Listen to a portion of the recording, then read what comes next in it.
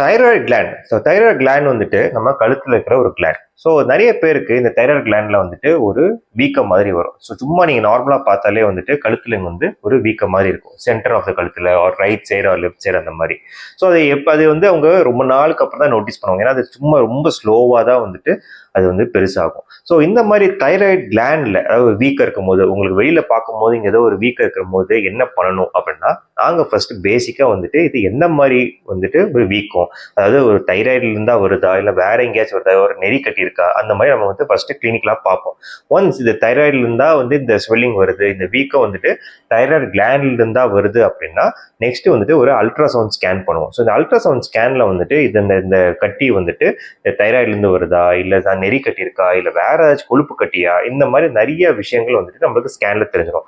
Once ஸ்கேன்லயுமே வந்துட்டு இது வந்துட்டு தைராய்டு கிளாண்ட் தான், தைராய்டுல இருந்தா இந்த கட்டி வருது அப்படின்னா நெக்ஸ்ட் ஒரு பிளட் டெஸ்ட் பண்ணுவோம். தைராய்டு ஹார்மோன் லெவல் வந்துட்டு கரெக்டா இருக்கா அப்படின்னு. ஸோ நெக்ஸ்ட் அதுவும் கரெக்டா இருக்கு அப்படின்னா நெக்ஸ்ட் எஃப்என்ஏசி அப்படின்னு ஒரு டெஸ்ட் பண்ணுவோம். ஸோ எஃப்என்ஏசினா என்ன அப்படின்னா, இந்த தைராய்டு கிளாண்ட் வந்து ஒரு சின்ன ஊசி வச்சு ஒரு ஃப்ளூயிட் மாதிரி எடுத்து அதை மைக்ரோஸ்கோப்ல பார்த்துட்டு இது என்ன மாதிரி கட்டி, இது சாதாரண நீர் கட்டியா இல்ல ஏதாவது சஸ்பிஷனா இருக்கா அப்படின்னு நம்மளுக்கு வந்துட்டு ஹெல்ப் பண்ணும். ஸோ இதுதான் வந்துட்டு ஒரு தைராய்டு கிளாண்ட் தைராய்டு கட்டி இருக்கு அப்படின்னா இப்படிதான் இனிஷியலா நாங்க ப்ரொசீட் பண்ணுவோம்.